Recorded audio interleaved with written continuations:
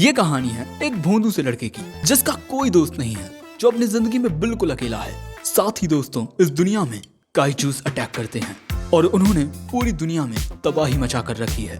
लेकिन हमारा hero Tatsuo एक रोबोट यूकियो के साथ मिलकर इन काइजूस का सामना करता है और इंसानियत का रखवाला बनता है। लेकिन आखिर ऐसा क्या होता है जिस वजह से इस रखवाले के होने के बावजूद भी पूरी दुनिया बर्फ में जम जाती है, और कैसे तात्सुओ का एक लौता दोस्त यूकियो मारा जाता है। चलो जानते हैं। ये कहानी है एक ऐसी दुनिया की जिस पर अचानक ही एक दिन स्पेस से कुछ अजीब से मॉन्स्टर्स पृथ्वी पर आकर हमला कर देते हैं और इंसानों ने इस मॉन्स्टर को नाम दिया काइजू। और क्योंकि ये काइजू दुनिया में चारों ओर तबाही मचा रहे थे, इसीलिए दुनिया भर के सभी नेशंस ने एक साथ आकर इन काइजू से लड़ने के लिए एक ऑर्गेनाइजेशन बनाई, एंटी काइजू डिफेंस फोर्स। और ये डिफेंस फोर्स काइजूस का सामना तो कर लेती है, पर फिर भी पूरे शहर को काफी डैमेज पहुंचता है और सैकड़ों लोग अपनी जान गंवा देते हैं। लेकिन जल्द ही इंसानियत को अब एक हीरो मिलने वाला था, जिसके बाद हम देखते हैं हमारी कहानी के मेन कैरेक्टर तात्सुओ को, जो अपने स्कूल में बाकी बच्चों को बस खेलते हुए देख रहा था। और इसके बाद जब क्लास के कुछ बच्चे उसे अपने साथ कहीं खेलने के लिए ले जाने के लिए इनवाइट करते हैं, तब भी यहाँ तात्सुओ तुरंत यहाँ से भाग जाता है, जिससे हमें पता चलता है कि तात्सुओ को दूसरों के साथ इंटरेक्ट करना, बात करना जरा भी नहीं आता। लेकिन जैसे ही फिर वो घर पहुंचता है, वो देखता है कि एक रोबोट यहाँ आंदोलन कर रहा है। अब इस रोबोट को तात्सुओ के पिता ने बनाया है। दोस्तों, ये एक सेल्फ डिस्ट्रक्ट रोबोट है और ये इसीलिए बनाया गया है ताकि ये काइजूस के पास जाकर वहाँ खुद को सेल्फ डिस्ट्रक्ट कर लेगा, जिससे एक ही बार में कई सारे काइजू मारे जाएंगे और किसी भी इंसान की जान नहीं जाएगी। पर ये रोबोट मरना नहीं चाहता है। पर यहाँ तात्सुओ के पिता कहते हैं कि काइजूस के खिलाफ ये रोबोट इंसानियत का हुक्म का इक्का होगा। पर भाई लोग, इसी एक रोबोट को बनाने में इन पर बहुत कर्जा आ गया है। वहीं तात्सुओ को इस रोबोट से बहुत हमदर्दी होती है। अब इसके बाद जब इनके शहर पर काइजू अटैक होता है, तो तात्सुओ तुरंत उस रोबोट के पास जाता है और इसके बाद वो इस स्नोमैन रोबोट में बैठकर इसके मैनुअल को पढ़ने लगता है कि ये इसे मैनुअली कैसे कंट्रोल कर सकता है। और इसके बाद तात्सुओ उसे धीरे धीरे कंट्रोल करने की कोशिश करता है, इस खतरे को जानते हुए कि ये रोबोट एक छोटी सी गलती से भी फट सकता है। और इसके बाद तात्सुओ स्नोमैन के साथ टेक ऑफ करता है, जो देख तात्सुओ के पिता और बाकी के साइंटिस्ट हैरान हो जाते हैं कि तात्सुओ स्नोमैन को कंट्रोल कर रहा है। और इसके अगले सीन में हम देखते हैं कि तात्सुओ ने उस काइजू को खत्म कर दिया है। और इसके बाद तात्सुओ के पिता का इंटरव्यू लिया जा रहा है और अब तात्सुओ के पिता स्नोमैन को सेल्फ डिस्ट्रक्ट नहीं करेंगे, क्योंकि सभी लोगों को उनका ये नया हीरो काफी पसंद आया है। वहीं एक काइजू को हराने के बाद तात्सुओ बहुत ज्यादा नर्वस होता है और फिर इसी तरह काइजूस को मारते हुए तात्सुओ बड़ा हो जाता है। जिसके बाद जब एक काइजू लोगों पर हमला करने आ रहा था, तभी उन्हें बचाने स्नोमैन आता है एक नए डिजाइन के साथ। और इसी तरह तात्सुओ इंसानियत का हीरो बनकर काइजूस से लड़ता रहता है। लेकिन इसके बाद सीधा सीन बदलता है और हम 10 साल बाद देखते हैं स्पेस में एक काफी बड़ी शिप होती है। और दोस्तों, यहाँ पर तात्सुओ स्नोमैन के साथ स्पेस में आया है एक फाइनल बैटल के लिए, यानी कि स्पेस में जितने भी काइजूस होंगे उन्हें तात्सुओ स्नोमैन के साथ खत्म करेगा। वैसे इस स्पेसशिप में काफी सारे लोग होते हैं जो काइजूस के साथ अपनी फाइनल बैटल को लेकर काफी ज्यादा एक्साइटेड थे। जिसके बाद तात्सुओ स्पेसशिप के बाहर जाता है, क्योंकि बाहर ही था स्नोमैन। वैसे तात्सुओ ने स्नोमैन का नाम यूकियो रखा है। अब इसके बाद तात्सुओ यूकियो में बैठकर इस बात को लेकर परेशान हो रहा था कि इतना वक्त गुजरने के बाद भी वो दूसरों के साथ इंटरेक्ट करना सीख नहीं पाया है। और यही सब सोचते हुए वो कह रहा था कि मैं कितना बड़ा वाला लूजर हूँ यार।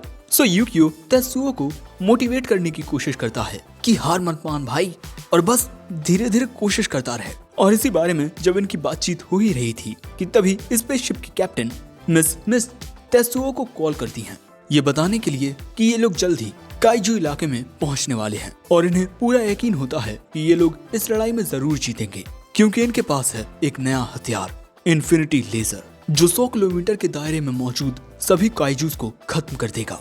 अब इनका प्लान कुछ ऐसा है कि सबसे पहले तात्सुओ और यूकियो काइजू का ध्यान भटकाएंगे और पीछे से शिप से इन्फिनिटी लेजर से उन पर अटैक हो जाएगा। और फिर थोड़ी ही देर बाद काइजूस का झुंड इन्हें इनकी ओर आते हुए दिखाई देता है। और इतने सारे काइजूस को देख कैप्टन और बाकी सबके होश उड़ जाते हैं और वो तुरंत मिशन को स्टार्ट करने का ऑर्डर देती हैं। जिसके बाद तात्सुओ यूकियो के साथ अपनी 7 स्वॉर्ड से काइजूस पर हमला कर देता है। यूकियो और तेत्सुओ अपना काम करने लगे हैं, इसीलिए अब बारी है मिस कैप्टन की। वो तुरंत इन्फिनिटी लेजर को एक्टिवेट करने का ऑर्डर देती हैं और इसके बाद जैसे ही इन्फिनिटी लेजर फायर होने के लिए रेडी थी, तभी अचानक कुछ होता है। वो इन्फिनिटी लेजर काम ही नहीं करती, उसका सिस्टम क्रैश कर जाता है। किसी को समझ नहीं आता कि अचानक से इन्फिनिटी लेजर खराब कैसे हो गई।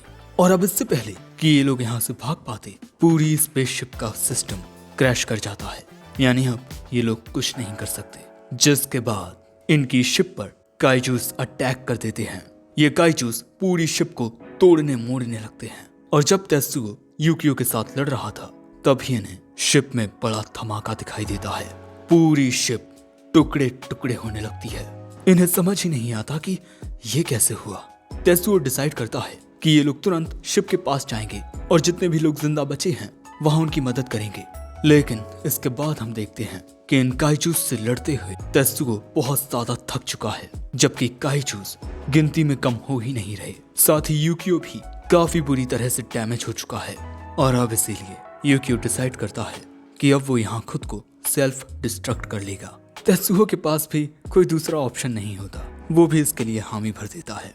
लेकिन अब ऐसे मोमेंट पर भी यूकियो तेत्सुओ का मजाक उड़ाने लगता है कि तुम कभी एक दोस्त तक नहीं बना पाए, कितनी शर्म की बात है तू।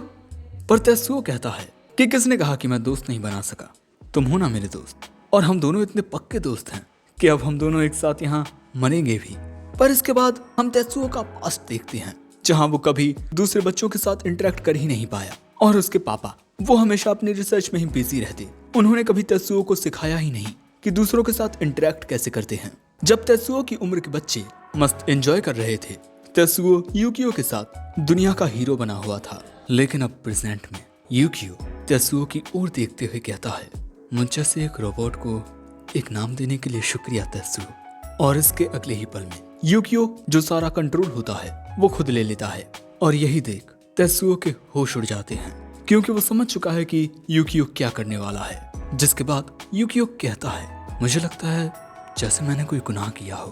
तुम्हारी जिंदगी के 10 साल जो तुमने मेरे साथ इन काइजूस से लड़ते हुए गुजारे, वो तुम कितनी खूबसूरती से जी सकते थे, लेकिन मैं सेल्फ डिस्ट्रक्ट ना हो जाऊं, ये रोकने के लिए तुम मेरे साथ रहे। देखा जाए तो तुमने मेरी जिंदगी बचाई है और अब अपना फर्ज निभाने की मेरी बारी है। जिसके बाद यूकियो उस पार्ट को अलग कर देता है जिसमें तेत्सुओ बैठा हुआ था और अब आखिर में यूकियो कहता है, मैं उम्मीद करता हूँ कि अब तुम वो नॉर्मल और खूबसूरत जिंदगी जी पाओगे जिसका ख्वाब तुम दिल ही दिल में रखते हो, और हाँ, साथ ही बहुत सारे दोस्त बनाना। तेत्सुओ यूकियो को छोड़कर जाना नहीं चाहता था। उसने बहुत रोका पर यूकियो ने उसकी बात सुनी ही नहीं। इसीलिए अब वो भी रोते हुए यूकियो से वादा करता है कि वो बहुत सारे दोस्त बनाएगा और एक अच्छी जिंदगी जिएगा। और ये बात सुनते ही यूकियो खुद को सेल्फ डिस्ट्रक्ट कर लेता है, जिससे एक बहुत ही ज्यादा बड़ा धमाका होता है। वहीं दूसरी ओर अब हम देखते हैं कि तेत्सुओ पृथ्वी तक पहुंच चुका है, लेकिन इसके बाद उसे पता चलता है कि वो इसी मशीन के अंदर पिछले 8 सालों से एक कोल्ड स्लीप में सोया हुआ था और अर्थ को छोड़े हुए उसे 10 साल हो चुके हैं। यानी कि दोस्तों एक बहुत लंबा वक्त गुजर चुका है। अब इसके बाद तेत्सुओ सोचने लगता है कि जब वो यहाँ से बाहर जाएगा तब लोग उसे देखकर क्या रिएक्ट करेंगे। क्या हर कोई बाहर उसका वेलकम करने के लिए खड़ा होगा? आखिर तेत्सुओ उनका हीरो है, चारों ओर उसी का नाम चिल्लाया जा रहा होगा, हमारा हीरो तेत्सुओ। लेकिन इसके बाद जब वो असल में इस मशीन के बाहर आता है तब अपने सामने का नजारा देख उसके होश उड़ जाते हैं, क्योंकि ये पूरी जगह बर्फ में जमी हुई है और यहाँ एक बर्फीला तूफान आया हुआ है और उसे जरा भी समझ नहीं आता कि आखिर दुनिया की ये हालत कैसे हो गई। दोस्तों पूरी दुनिया में चारों ओर बर्फ छाई हुई है। अब इस दुनिया की ये हालत देख तेत्सुओ कहता है कि इस बर्फ से जमी हुई दुनिया के लिए यूकियो ने अपनी जान दे दी। जिसके बाद तेत्सुओ पूरे अर्थ को चेक करता है और वो देखता है कि पूरी दुनिया ही बर्फ की वजह से सफेद हो चुकी है। अब इसके बाद तेत्सुओ सोच में पड़ जाता है कि 10 सालों में पूरी दुनिया बर्फ में कैसे जम सकती है और क्या पूरी सिविलाइजेशन खत्म हो चुकी है? क्या इस दुनिया में कोई भी जिंदा नहीं है? तो मैं यूकियो के साथ अपना वादा कैसे निभाऊंगा? अगर कोई जिंदा ही नहीं है तो फिर मैं दोस्ती किससे करूंगा? अब इसी तरह 22 घंटे गुजर जाते हैं और अब तेत्सुओ को भूख भी लगाई है और तभी गलती से तेत्सुओ से एक बटन दब जाता है जिससे उसे यूकियो का वो लास्ट मोमेंट वाला वीडियो नजर आ जाता है, जिसमें यूकियो कह रहा था कि उसका बस एक सपना है कि ये सब खत्म होने के बाद ये दोनों वापस धरती पर जाएं और वहाँ तेत्सुओ एक नॉर्मल जिंदगी जिए। और अब ये वीडियो देखने के बाद तेत्सुओ बचा कुचा जो भी खाना था उसे खाता है और अपना सारा काम का सामान लेकर वो इस शिप के बाहर आ जाता है। और दोस्तों, यहाँ तेत्सुओ के पास एक किताब भी होती है, how to make a friend, जिसका पहला चैप्टर है घर से बाहर निकलो और लोगों से मिलो। जिसके बाद तेत्सुओ धीरे धीरे आगे बढ़ना शुरू करता है। अब बाहर निकलने के बाद काफी देर तक चलते हुए भी तेत्सुओ को कोई भी जिंदा इंसान नजर नहीं आता। पर तभी अचानक उसे एक इंसान नजर आता है, जिसे देख वो हड़बड़ा जाता है। पर अगले ही पल में हम देखते हैं कि ये इंसान बर्फ में इतना ज्यादा जम चुका था कि ये किसी पुतले की तरह टूट जाता है, जो देख तेत्सुओ घबरा जाता है। जिसके बाद तेत्सुओ उस इंसान को दफनाकर उसके लिए प्रार्थना करता है और इसके बाद तेत्सुओ उसी की ये बर्फ वाली मशीन लेकर इसी से आगे बढ़ने लगता है। तेत्सुओ काफी खुश होता है कि उसे अपने सफर के लिए एक अच्छी मशीन मिल गई। थोड़ी देर बाद तेत्सुओ को एक बहुत बड़ा गड्ढा नजर आता है। तेत्सुओ सोचता है कि शायद से जो बचे हुए इंसान हैं वो अंडरग्राउंड में रह रहे हैं, शायद वहाँ नीचे बहुत सारे इंसान होंगे। लेकिन इसके बाद तेत्सुओ इस सोच में पड़ जाता है कि क्या कोई मुझसे दोस्ती करेगा, आखिर मुझ जैसे लड़के से कौन ही दोस्ती करना चाहेगा। लेकिन तभी उसके पीछे काइजू आ जाता है, जिसके बाद तेत्सुओ उस मशीन से उस काइजू से भागने लगता है। लेकिन तभी वो उस गड्ढे में गिर जाता है और इतनी ऊंचाई से गिरने के बाद भी तेत्सुओ जिंदा होता है। और यहाँ जब उसे होश आता है तब उसे यहाँ नीचे बर्फ में जमे हुए घर और बिल्डिंग्स नजर आती हैं और उसे यहाँ कोई भी इंसान नजर नहीं आता, जिस वजह से तेत्सुओ उदास हो जाता है।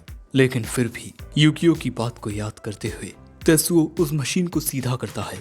लेकिन तभी हम देखते हैं कि यहाँ उसकी ओर एक और काइजू आने लगता है। लेकिन इस बार तेत्सुओ भागता नहीं, वो उस काइजू की ओर बढ़ता है और इस मशीन के साथ काइजू के हमले को रोकने की कोशिश करता है।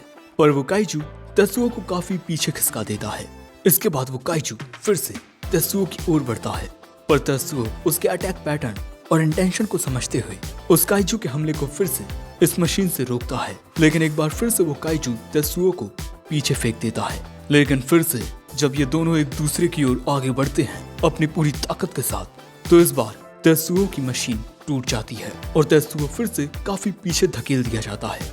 लेकिन फिर से वो आगे बढ़ता है अपने पिता की बात को याद करते हुए। तुम बहुत खास हो तेत्सुओ, क्योंकि तुम काइजूस को खत्म कर सकते हो। और अब प्रेजेंट में तेत्सुओ अपना पूरा जोर लगाकर उस मशीन के साथ काइजू के मुंह में चला जाता है और उस मशीन का नुकीला हिस्सा उस काइजू के सिर के आर पार हो जाता है और ऐसे ही वो काइजू यहाँ मारा जाता है।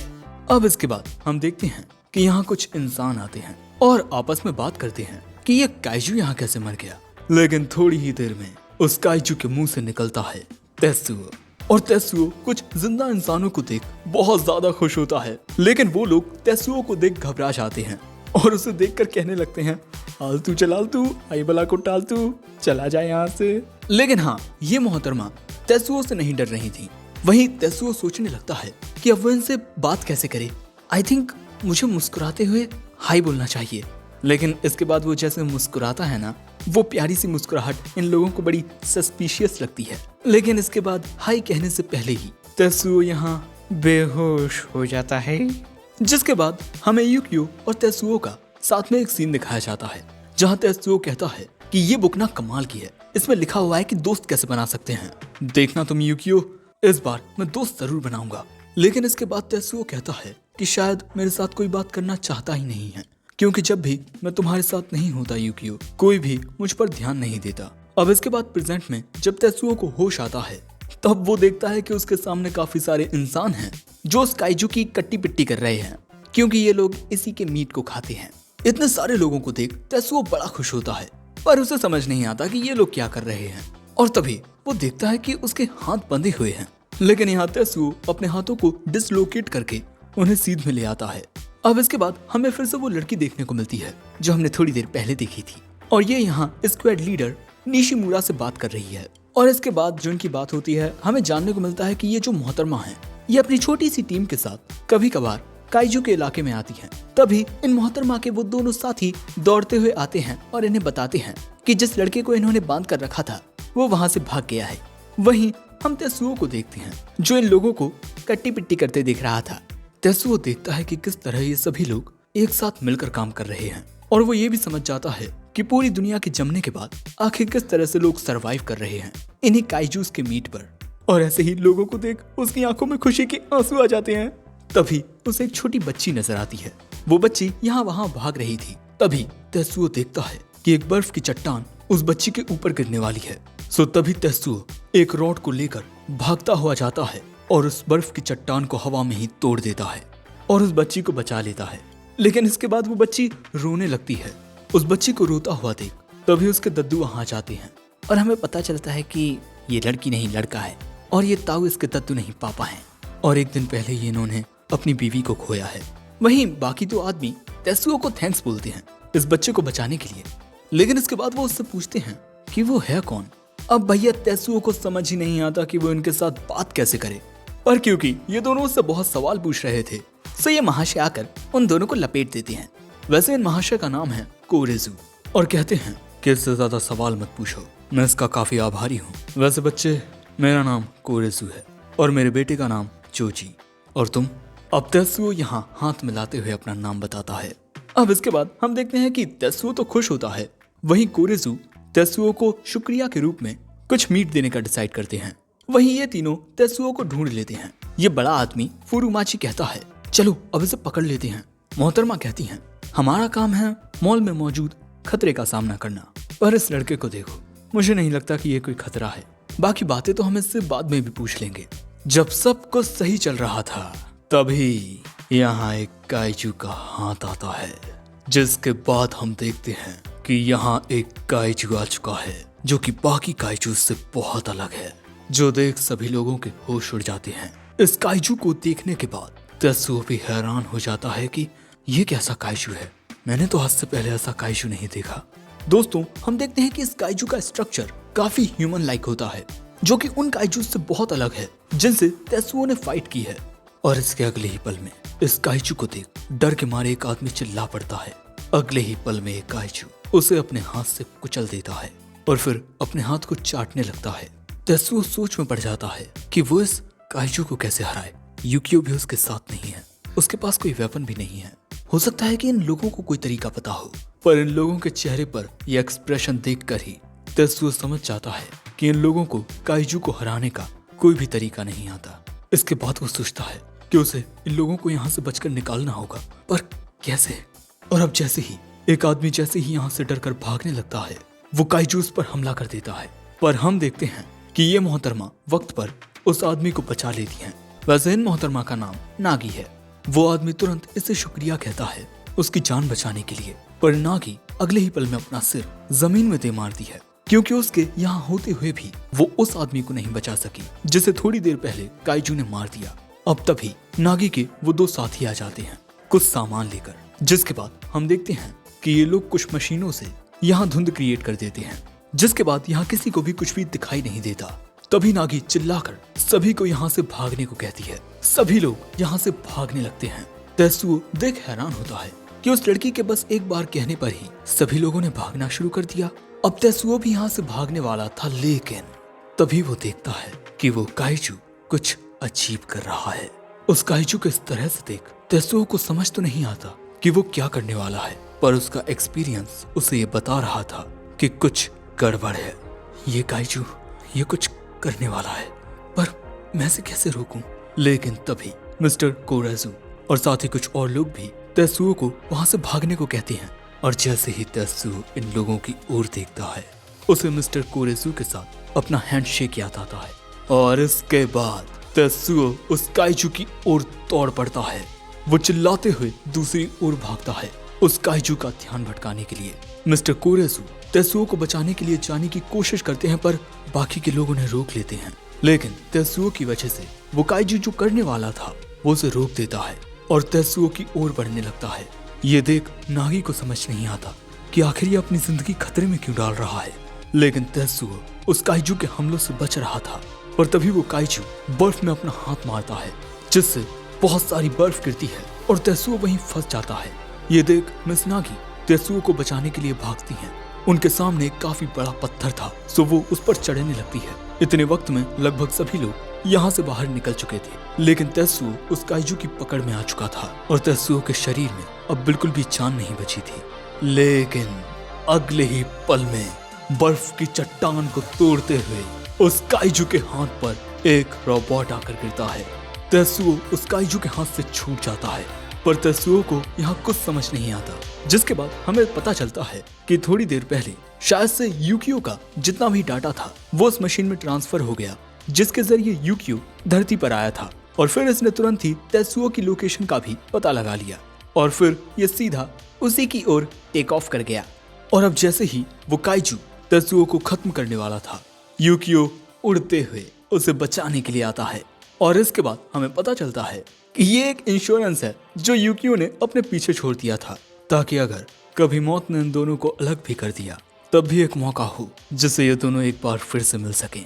अब यहाँ पर तेत्सुओ के सामने यूकियो होता है, उसका फर्स्ट वाला वर्जन। अब इसके बाद हमें 14 साल पहले का सीन दिखाया जाता है, जब एक बार काइजू अटैक के बाद हमारे हीरोज उससे लड़ने के लिए आए। दूर से तेत्सुओ के पिता ये सब देख रहे थे, पर यहाँ पर यूकियो खुद को बड़ा ढीला महसूस कर रहा था। वो क्या है कि तेत्सुओ के पिता कल रात यूकियो के नट बोल्ट्स को टाइट नहीं कर पाए और अब इसी वजह से ये काइजू इन पर भारी पड़ रहा था।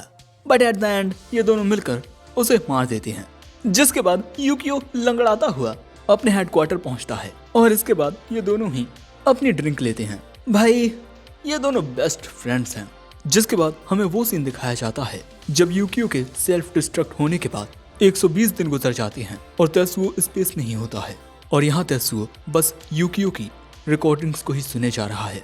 अपने इकलौते दोस्त को खो देने की वजह से उसका दिल पूरी तरह से टूट चुका था और भले ही कितना ही वक्त क्यों ना गुजर गया हो, उसके दिल का दर्द हमेशा मौजूद रहा, वो कभी कम नहीं हुआ। लेकिन आज प्रेजेंट में यूकियो को अपना दोस्त फिर से मिल चुका है। अब जब ये काइजू इन पर हमला करता है तब इसके हमले से बच यूकियो इस पर ही पलटवार करके इसे पटक देता है और इसके बाद हमें पता चलता है कि यूकियो के सेल्फ डिस्ट्रक्ट होने के बाद जो उसका पूरा डाटा, उसकी पर्सनैलिटी थी, वो एक पॉड में जाकर ट्रांसफर हो गई। यानी कि ये वो वाला मशीन नहीं है जिससे तेत्सुओ धरती तक पहुंचा। ओके, अब अपने दोस्त को फिर से अपनी आंखों के सामने देख तेत्सुओ रोने लगता है और कहता है हम दोनों फिर से घर आ गए यूकियो। पर दोस्तों यहाँ पर ये काइजू अभी भी जिंदा होता है। बाकी लोगों को तो समझ ही नहीं आ रहा था कि ये क्या हो रहा है, ये भड़वा काइजू अभी भी जिंदा है और ये रोबोट कहाँ से आ गया। लेकिन दोस्तों इस काइजू का सामना करने के लिए यूकियो के पास कोई वेपन नहीं होते, क्योंकि ये बस एक पॉड है, कोई प्रोटोटाइप तक नहीं है। वहीं लोग देखते हैं कि वो लड़का तो उस रोबोट के साथ बात कर रहा है और तभी हम देखते हैं कि ये काइजू फिर से अपना वही अटैक करने के लिए रेडी हो जाता है जो ये थोड़ी देर पहले करने वाला था। दोस्तों इस काइजू का ये अटैक इसकी स्पीड को बहुत ज्यादा बढ़ा देता है। ये सीधा जाकर टकराता है यूकियो से, लेकिन इस धुंध के हटते ही हम देखते हैं कि यूकियो इसके हमले से बच चुका था और यूकियो तेत्सुओ को अपने अंदर बैठा चुका है।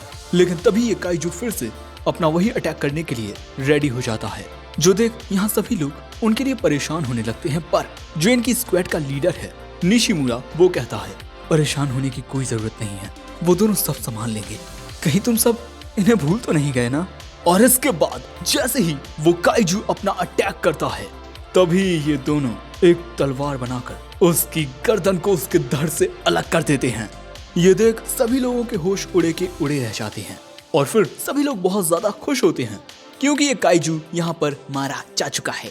वहीं में इस नागी तो लगता तो यही है कि ये तेत्सुओ से इम्प्रेस हो चुकी हैं। वेल हमारे हीरोज फिर से वापस आ चुके हैं, लेकिन इसके बाद हमें इस जगह से 100 किलोमीटर दूर का नजारा दिखाया जाता है। यहाँ हम देखते हैं कि काफी सारी अजीब सी व्हाइट वॉल्स हवा में फ्लोट कर रही हैं और दोस्तों यहाँ हम एक बहुत ही अजीब काइजू को देखते हैं जिसका फिजिकल स्ट्रक्चर बिल्कुल एक इंसान की तरह था। जिसके बाद हम देखते हैं कि यूकियो उस दूसरे बड़े वाले काइजू को खुद से उठाकर ले जा रहा है। अब ये लोग वहां जा रहे हैं जहां ये सारे सर्वाइवर्स रहते हैं और उस जगह का नाम है मॉल। अब यहाँ चलते हुए यूकियो कहता है ये कितनी शॉकिंग बात है कि बस 10 सालों में ही ये पूरी दुनिया जम गई। लेकिन तभी तेत्सुओ फिर से रोने लगता है क्योंकि वो काफी वक्त यूकियो के बिना रहा। वही यूकियो को रोता हुआ देख यूकियो की आंखों में भी आंसू आ जाते हैं, ऑयली आंसू। वहीं दूसरी ओर ये मोहतरमा देखती हैं कि इनकी चीफ नागी यहाँ है ही नहीं, क्योंकि मिस नागी कुछ खाना लेकर तेत्सुओ के पास गई हैं। लेकिन तेत्सुओ को समझ ही नहीं आता कि वो यहाँ क्या बोले, कैसे बोले और क्यों। लेकिन ये मोहतरमा तेत्सुओ के लिए जो खाने को लाई हैं वो कुछ मीठा है और इस दुनिया में मीठी चीजें अब ना के बराबर ही बची हैं। तो अब यहाँ मोहतरमा की लार टपकने लगती है, लेकिन अपने दिल पर 2.5 किलो का पत्थर रखकर वो तेत्सुओ को कहती है कि खा लो इसे। वैसे इसके बाद मिस नागी तेत्सुओ का शुक्रिया अदा भी करती हैं उनकी जान बचाने के लिए। अब इसके बाद जैसे ही तेत्सुओ उस स्वीट को खाता है, मिस नागी के दिल में बहुत दर्द होता है। यूकियो सजेस्ट करता है कि यार तुम दोनों खा लो ना मिल बांट कर। अब थोड़ी सी पेट पूजा करने के बाद मैडम अपना इंट्रोडक्शन देती हैं। मेरा नाम है नागी आओ, नाइस टू मीट यू। तेत्सुओ हिचकिचाते हुए उससे हाथ मिलाता है और इसके बाद मैडम बताती हैं कि आज से लगभग 25 नहीं 10 साल पहले क्या हुआ था। दोस्तों 10 साल पहले सब कुछ अच्छा था, सुंदर सुंदर लड़कियां बीच पर नहा रही थीं, पर तभी समुद्र की ओर में से एक काइजू आया जो फिजिकल स्ट्रक्चर वाइज बिल्कुल एक इंसान की तरह था। और ये स्पेस में से नहीं आया था बल्कि ये समुद्र में से निकला था और इसके साथ एक अजीब सी व्हाइट कलर की बॉल थी। अब यहाँ पर बीच के पास 2 रोबोट्स थे काइजू से लड़ने के लिए, पर तभी हम देखते हैं कि इस काइजू की वो एक व्हाइट बॉल मल्टीप्लाई हो जाती है और फिर ये सीधा इंसानों की ओर बढ़ती है अपने रास्ते को जमाते हुए। ये जो व्हाइट बॉल थी ये पूरी दुनिया में फैल जाती हैं और इसके बाद ये अचानक से फट जाती हैं और इनके फटने से हर एक चीज जमने लगती है, सारे इंसान जम जाते हैं और उसके बाद से ही आज तक वो बर्फ कभी नहीं हटी। पर तेत्सुओ को ये बात समझ नहीं आती कि सिर्फ एक काइजू ये सब कैसे कर सकता है। वैसे एंटी काइजू डिफेंस फोर्स का क्या हुआ? नागी बताती है कि उस अचानक हुए हमले की वजह से किसी को कुछ भी करने का मौका ही नहीं मिला, पर जितने भी ऑफिसर्स बच गए वो सभी सर्वाइवर्स की मदद करने लगे, लेकिन काइजूस के सामने वो लोग भी टिक नहीं पाए। लेकिन कुछ अफवाहें ये भी कहती हैं कि अभी भी कुछ डिफेंस फोर्स के ऑफिसर्स जिंदा हैं। अब इसके थोड़ी देर बाद नागी कहती है कि हम लोग जल्द ही मॉल तक पहुंचने वाले हैं। अब इसके बाद एक चट्टान से गुजरते ही हम देखते हैं कि ये लोग एक काफी अच्छी जगह पर पहुंच जाते हैं। ये पहले एक जूनियर हाई स्कूल था, लेकिन अब ये इनका अड्डा है। अब इसके बाद चारों ओर ये बात फैल जाती है कि इनका रखवाला, इनका हीरो लौट आया है और इसके बाद इन्हें देखने के लिए काफी सारे लोगों की भीड़ आ जाती है और यहाँ पर ये सभी लोग इनका वेलकम भी करते हैं। यूकियो और तेत्सुओ यहाँ बड़े खुश होते हैं। अब इसके बाद नागी तेत्सुओ को बताती है कि यहाँ लगभग 200 लोग रहते हैं और सभी लोगों को अलग अलग काम बांटे गए हैं और सभी लोग अपना काम करते हैं। वैसे तेत्सुओ को ये भी जानने को मिलता है कि मिस नागी अकाउंटिंग डिपार्टमेंट की चीफ हैं और वो कभी कभार अपने साथियों के साथ इस मॉल से छुपते छुपाते हुए बाहर भी जाती हैं। लेकिन इसके बाद हम कुछ लोगों को अत्यधिक गुस्से में देखते हैं। सो मिस नागी अपने साथियों के साथ उन गुस्सैल लोगों के पास चली जाती हैं। वहीं तेत्सुओ का ध्यान मिस्टर ताकीमुरा कोरेजू रखेंगे, जिसके बाद मिस्टर ताकीमुरा तेत्सुओ को हॉट स्प्रिंग में लेकर आते हैं और एक हॉट स्प्रिंग देख तेत्सुओ तो बड़ा हैरान होता है। जिसके बाद ये तीनों मस्त हॉट स्प्रिंग में नहाते हैं। लेकिन थोड़ी देर बाद तेत्सुओ सोच में पड़ जाता है कि जब पूरी दुनिया जमी हुई है तो ये इतनी जगह गर्म कैसे है। लेकिन तभी जोजी तेत्सुओ के ऊपर चढ़ के बोलता है कि अंकल सिर्फ नहाओ, ज्यादा सोचो मत। और इसके बाद मिस्टर ताकीमुरा कहते हैं कि इस जगह के नीचे एक काइजू है और उसी की वजह से मॉल का ये इलाका गर्म है। और ये बात सुन तेत्सुओ बहुत हैरान होता है। अब इसके बाद हमें पास्ट में एक सीन दिखाया जाता है पूरी दुनिया के जमने के 11 महीने बाद का, जहाँ पर ये सभी सर्वाइवर्स एक अच्छा ठिकाना ढूंढ रहे थे। इन्हें एक स्कूल नजर आता है पर वहाँ ऑलरेडी एक काइजू कब्जा किए हुए था। अब इसी तरह इन लोगों को वापस लौटना पड़ता है एक पुराने ठिकाने पर, लेकिन वहाँ पर अब इनका पूरा खाना खत्म हो चुका है। सो अब वहाँ एक आदमी कहीं से एक मरे हुए काइजू का मांस लेकर आया और इन लोगों ने वही खा लिया। और उसे खाने की वजह से आधे लोग मारे गए और सिर्फ आधे लोग ही वहाँ सरवाइव कर पाए। अब यहाँ इस जगह पर एक लड़की होती है जो उस काइजू का मीट खाने के बाद से बीमार है। कुछ लोग कहते हैं कि हमें इसे यहीं छोड़ देना चाहिए, लेकिन थोड़ी ही देर बाद मिस्टर निशिमुरा देखते हैं कि वो काइजू इनके सामने से गायब हो चुका है। अगले ही पल में वो इनके पास आ जाता है और ये लोग तो अब पीछे मुड़कर भी नहीं भाग सकते क्योंकि इनके पीछे एक बर्ड टाइप काइजू है। सो अब ये लोग दूसरी ओर भागने लगते हैं और छुप जाते हैं, लेकिन हड़बड़ी में भागने की वजह से नागी पीछे ही छूट जाती है। मिस्टर ताकीमारा उसे बचाने के लिए जाने की कोशिश करते हैं पर बाकी लोग उन्हें नहीं जाने देते वरना वो भी मारे जाएंगे। लेकिन अगले ही पल में हम देखते हैं कि बर्फ में पड़े हुए अचानक ही नागी के बाल सफेद हो जाते हैं। और दोस्तों जब से नागी ने वो काइजू मीट खाया है उसे एक आवाज सुनाई दे रही है, तुम तो अब यहाँ मरने वाली हो। मरते हुए कैसा लग रहा है तुम्हें? पर नागी कहती है, मैं अभी मरना नहीं चाहती, मैं अभी मरना नहीं चाहती। मैंने अभी जरा भी जिंदगी नहीं जी, साथ ही मैं अपना पूरा परिवार भी खो चुकी हूँ, पर मैं अभी नहीं मरना चाहती। पर वो आवाज नागी से कहती है, क्या बात है, क्या इमोशंस हैं, डर, दर्द, दुख, पछतावा और उन लोगों से नफरत जिन्होंने तुम्हें अकेला छोड़ दिया। पर नागी कहती है, हाँ उन्होंने मुझे अकेला छोड़ दिया, पर मैं उनसे नफरत नहीं करती। मेरे टीचर, उन्होंने हमेशा मेरा ख्याल रखा है। मिस्टर एंड मिसेस ताकीमुरा ने भी हमेशा मुझे खाना दिया है। और भले ही मिस्टर काशिकी थोड़े डरावने लगते हों, पर जब भी कोई मरता है वो अकेले में छुपकर बहुत रोते हैं। आखिर मैं इतने अच्छे लोगों से नफरत कैसे कर सकती हूँ? मैं तो इन सब लोगों को बहुत प्यार करती हूँ। और इसके बाद नागी खड़ी होती है एक नई ताकत के साथ और कहती है कि इंसानियत अभी हारी नहीं है, हम इंसान इतनी जल्दी नहीं हारेंगे, हम इंसान जीतेंगे। लेकिन तभी वो काइजू नागी पर हमला करने आता है, लेकिन कोई दूसरा काइजू उस काइजू को दूर पटक देता है। और इसके बाद ये उड़ने वाला काइजू अचानक से आग में जलने लगता है और वो आवाज नागी से कहती है, वाह इंसान वाह, क्या सोच है तेरी, मुझे लगा नहीं था कि इतने दर्द के बाद भी तुम इतने जज्बे के साथ उठोगे। और अगले ही पल में हम देखते हैं कि नागी जलने लगती है। वहीं वो वर्ड काइजू भी थोड़ा तब्दील सा हो जाता है और यही देख लोगों को समझ आता है कि नागी ने उस काइजू को टेम कर लिया है, यानी कि नागी एक काइजू टेमर है। और यहाँ जो काइजू नागी से कहता है, मुझे तुम इंसान बड़े दिलचस्प लगे, मैं तुम लोगों के बारे में और जानना चाहूंगा, मैं तुम लोगों को प्रोटेक्ट करूंगा, बदले में मुझे नॉलेज चाहिए। और अब प्रेजेंट में तेसुओ देखता है उस काइजू को जो अंडरग्राउंड है और नागी ने जिसे टेम किया था, और इसी की वजह से ये मॉल का इलाका बर्फ में नहीं जमा है। तभी नेक्स्ट सीन में हमें कुछ लोग देखने को मिलते हैं जो उसी बर्फ वाले काइजू पर नजर रखे हुए हैं। तभी यहाँ इनकी एक ग्रुप मेंबर आती है, इसका नाम ओतोइची है। कर्नल सागामी कहते हैं, इस पर काफी लंबे वक्त से नजर है, पर ये ज्यों का त्यों बैठा हुआ है, अगर हमें इस दुनिया को बचाना है तो हमें इसे खत्म करना होगा। लेकिन तभी वो काइजू इन्हें देख लेता है और अगले ही पल में एक 3 सिर वाला बड़ा सा काइजू इनके सामने आ जाता है। ये शायद से उसी आइस वाले काइजू का बॉडीगार्ड है। और इसके बाद हमें जानने को मिलता है कि ये लोग एंटी काइजू डिफेंस फोर्स से हैं, पर इनकी ऑर्गेनाइजेशन का नाम है वियर्डे। और अब ये इस काइजू का सामना करने वाले हैं। दूसरी ओर इस काइजू को देख तेसुओ काफी हैरान होता है। वैसे दोस्तों, मैं तुम्हें एक बात बता दूं कि जो वो वियर्डे ऑर्गेनाइजेशन है वो इस फायर काइजू को हासिल करना चाहती है। और वैसे ये काइजू जो भी बोलता है वो बातें सिर्फ नागी को समझ आती हैं, क्योंकि वो उसकी टेमर है। एंड ये काइजू काफी ज्यादा पावरफुल होता है। और जब नागी इस काइजू के पास में होती है तब वो भी थोड़ी बहुत फायर को कंट्रोल कर पाती है। और यहाँ नागी कहती है कि भले ही हमें कितनी ही दिक्कतों का सामना क्यों ना करना पड़े, पर हम काइजूस के खिलाफ ये जंग जरूर जीतेंगे।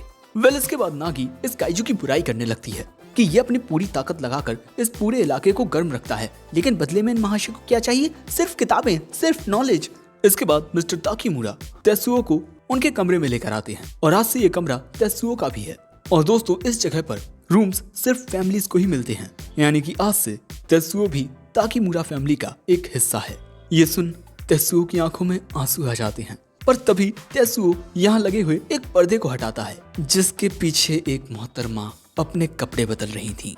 तेसुओ को देखते ही ये मोहतरमा तेसुओ को मारने के लिए एक औजार उठा लेती हैं। पर इसके बाद वो ये देख और भी ज्यादा हैरान हो जाती हैं कि तेसुओ वहीं बेहोश हो चुका है। भाई ने अभी अभी जो नजारा देखा वो उसका माइंड प्रोसेस नहीं कर पाया, जिससे शॉर्ट सर्किट हो गया।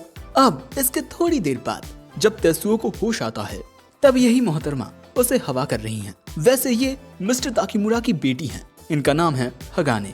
इसके बाद हगाने कहती है, पापा काम पर गए हैं और उन्होंने तुम्हारे लिए ये लेटर छोड़ा है। तेसुओ लेटर पढ़ता है, मुझे आते आते रात हो जाएगी, मेरी बेटी का ध्यान रखना, और हाँ, अगर वो अपनी माँ की वर्कशॉप पर जाने की कोशिश करे तो उसे रोकना, उसने 1 महीने पहले ही अपनी माँ को खोया है। अब इसके बाद हगाने कहती है कि चलो बाहर चलते हैं, मैं तुम्हें आज ये पूरा मॉल घुमाती हूँ।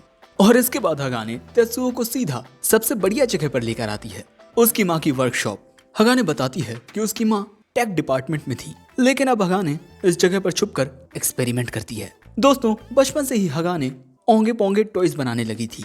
अब इसके बाद हगाने कहती है, मैं तुम्हें एक चीज दिखाने वाली हूँ, तुम उसे देखना और बताना कि उसको लेकर तुम्हारा ओपिनियन क्या है। तभी सीन बदलता है और हमें फिर से ये लोग देखने को मिलते हैं और ये लोग उस काइजू से बचकर भाग निकले हैं। वैसे इन्होंने उसकी एक आंख निकाल ली है। अब इसके बाद ओतोइची इन्हें एक न्यूज बताती है कि अटेरमिस ने उसे बताया है कि माशिमा मॉल में आउटर स्पेस से तेत्सुओ लौटकर आ चुका है, लेकिन उसके साथ स्नोमैन नहीं है बल्कि कोई और रोबोट है। ये सुन कर्नल कहता है, स्पेस में हुए उस हादसे के बावजूद भी तुम जिंदा बच गए। लगता है हमें जो चाहिए वो माशिमा मॉल में ही है, वो फ्लेमिंग काइजू और वो नया रोबोट। अब हम वो दोनों हासिल करेंगे। आखिर हमें इस दुनिया को बचाना है। वहीं दूसरी ओर जब मिस्टर ताकीमुरा घर वापस आते हैं तब तेत्सुओ और हगाने काफी थके हुए नजर आते हैं और यहाँ हगाने तेत्सुओ को उसके डैड को ये नहीं बताने देती कि ये दोनों वर्कशॉप में गए थे। अब इसके बाद मिस्टर ताकीमुरा डिनर बनाना शुरू करती हैं और इसके बाद ये सभी लोग स्वादिष्ट भोजन को ग्रहण करते हैं और फिर इसके बाद सोते हैं। लेकिन तेत्सुओ को तो नींद ही नहीं आती, वो बहुत ज्यादा खुश होता है। आज का उसका दिन बहुत अच्छा रहा, वो कितने नए और अच्छे लोगों से मिला। पर दूसरी ओर हगाने एक बुरा ख्वाब देख रही थी कि किस तरह उसकी आंखों के सामने एक काइजू उसकी माँ को खा गया। और इसके बाद हमें वही काइजू देखने को मिलता है जिसने हगाने की माँ को खाया था। वो यहाँ एक और काइजू को खा रहा था और इसके बाद हमें ये जानने को मिलता है कि इसी काइजू का नाम आर्टेमिस है और ये वियर्डे ऑर्गेनाइजेशन में एक मेंबर का टेम किया हुआ काइजू है और ये सभी लोग जा रहे हैं मिशिमा मॉल की ओर। कर्नल कहता है कि वहाँ लगभग 200 लोग हैं। दोस्तों, इनका मेन मोटिव है उस फ्लेमिंग काइजू को हासिल करना, भले ही इसके लिए इन्हें उन सभी लोगों को मारना क्यों ना पड़े। कर्नल कहता है, हम उन लोगों को नहीं मारेंगे जिन्हें हमारी वियर्डी ऑर्गेनाइजेशन पर भरोसा है, लेकिन हाँ, बाकी सबको मारा जा सकता है। और दोस्तों, इनके साथ यहाँ कई सारे काइजूस होते हैं। नेक्स्ट सीन में हम देखते हैं कि एक हफ्ता गुजर चुका है और यहाँ इस वर्कशॉप के अंदर हगाने और तेत्सुओ ने अपना एक काम कंप्लीट कर लिया है। ये यहाँ शायद से कोई वेपन बना रहे हैं। तेत्सुओ पूछता है, लेकिन तुम ये क्यों बना रही हो? पर हगाने कहती है कि पहले तुम नीचे बैठो। और दोस्तों, क्योंकि तेत्सुओ ने हगाने की मदद की है तो इसी अच्छे काम के बदले हगाने उसका सिर सहलाती है, क्योंकि हगाने की माँ हगाने के साथ हमेशा ऐसा ही करती थी। लेकिन इसकी वजह से तेत्सुओ के ब्रेन में तो फिर से शॉर्ट सर्किट हो जाता है। हगाने भी यहाँ काफी नर्वस हो गई थी, लेकिन तभी उसे फिर से अपनी माँ की याद आती है और वो इस वेपन की ओर देखती है। अब इसके बाद रात के वक्त ये सभी डिनर करते हैं और अब तेत्सुओ इनके परिवार के साथ इतना ज्यादा घुल मिल चुका है कि हगाने को तो यही लगने लगा है कि ये हमेशा से उनके परिवार का ही एक हिस्सा था। पर इस वक्त हगाने के दिल में बहुत नफरत है उस काइजू के लिए जिसने उसकी माँ को उसकी आंखों के सामने खा लिया था। अब रात के वक्त जब बाथरूम जाने के लिए तेत्सुओ की आंख खुलती है तब उसे एक लेटर दिखता है जो हगाने ने लिखा था और हगाने यहाँ नहीं होती। और इस लेटर में हगाने ने तेत्सुओ को सब कुछ बताया है कि किस तरह से एक काइजू ने उसकी माँ को खा लिया। दूसरी ओर हम हगाने को देखते हैं जो उसी वेपन को लेकर कहीं जा रही है, लेकिन तभी अचानक उसके सामने एक काइजू आ जाता है। ये वही काइजू है जिसने हगाने की माँ को खाया था और ये कहता है, ये गंध मुझे याद है। उस दिन उस फ्लेमिंग काइजू की वजह से मैं तुम्हें खा नहीं पाया था, लेकिन आज। और तभी हगाने कहती है, मैंने सोचा नहीं था कि इतनी जल्दी मेरी मुलाकात तुमसे हो जाएगी। हगाने डरी हुई है लेकिन वो अपनी माँ का बदला लेना चाहती है, लेकिन तभी ये काइजू उस पर हमला कर देता है और ये अटैक काफी पावरफुल था। पर उसके हमले से हगाने बच जाती है इन जूतों की वजह से जो ई-रेड एंटी काइजू फोर्स के हैं। ये जूते किसी भी पर्सन की स्पीड को बूस्ट अप कर देते हैं। और इसके बाद हगाने अपनी गन निकालती है और उस गन को देख ये काइजू कहता है, तुम इससे मुझे मार नहीं पाओगी। और तभी हगाने इस गन को फायर कर देती है और इसमें से जो मिसाइल निकलता है वो सीधा इस काइजू के मुंह में जाता है और उसके मुंह में फट जाता है, जिससे इस काइजू को बेइंतहा दर्द होता है। हम देखते हैं कि उसके पूरे मुंह में नुकीली कीलें घुस गई हैं। दोस्तों, जो मिसाइल हगाने ने शूट किया उसमें बहुत सारी नीडल्स थी और वो सारी नीडल्स इस काइजू के पूरे मुंह में धंस चुकी हैं, जिससे अब ये काइजू कभी कुछ नहीं खा पाएगा। और यहाँ हगाने अपनी माँ का बदला लेना चाहती थी जो उसने कर दिया है, लेकिन इन सब के बावजूद भी ये काइजू हगाने को खत्म करने जाता है। पर वक्त पर आकर यूकियो इस काइजू का वो हाथ काट देता है और इसके बाद यूकियो कहता है, यहाँ से चले जाओ वरना मैं तुम्हें यहीं खत्म कर दूंगा। जिसके बाद वो काइजू यहाँ से भाग जाता है और तेत्सुओ भागता हुआ सीधा हगाने के पास जाता है, पर गन से उसका पैर टकरा जाता है जिस वजह से वो हगाने के ऊपर इस तरह से गिर पड़ता है और फिर रोते हुए कहता है, शुक्र है कि तुम ठीक हो। जिसके बाद तो हगाने भी रोने लगती है, वो भी किसी छोटी बच्ची की तरह। अब जैसे ही लगता है कि सब सही हो गया है, तभी अचानक यूकियो को कुछ बहुत ही खौफनाक महसूस होता है। तेत्सुओ, हमें यहाँ से भागना होगा। मुझे नहीं पता पर कुछ बहुत ही गलत होने वाला है। दूसरी ओर हम देखते हैं कि वियर्डे ग्रुप मिशिमा मॉल से बस 5 किलोमीटर दूर रहा है, यानी कि ये लोग बस कुछ ही देर में मिशिमा हॉल पहुंच जाएंगे। और भले ही आर्मेटिस हार गया हो, पर इनके पास अभी भी 4 काइजू हैं। दूसरी ओर मिशिमा हॉल में सभी लोग अमन चैन में हैं और आखिर में हमें बॉस का ऑफिस दिखाया जाता है, जो कि काफी सीरियस था। और इसके बाद हम देखते हैं कि यूकियो काफी जख्मी है और वो यहाँ फट जाता है। तो क्या इसके आगे की कहानी में तेत्सुओ एक बार फिर से यूकियो को खो देगा और वियर्डे ऑर्गेनाइजेशन के मिशिमा मॉल के पहुंचने के बाद क्या वो उन सभी लोगों को मार देंगे और उस फ्लेमिंग काइजू को हासिल कर लेंगे? और इन सब के बीच हमारा हीरो क्या करेगा? इन्हीं सब सवालों के जवाब जानने के लिए इस वीडियो पर 500 कमेंट कर दो, साथ ही बहुत सारे लाइक करना, साथ में हाइप भी कर देना वीडियो को। ओके, मैं मिलता हूँ एक नई कहानी में, तब तक के लिए सायोनारा।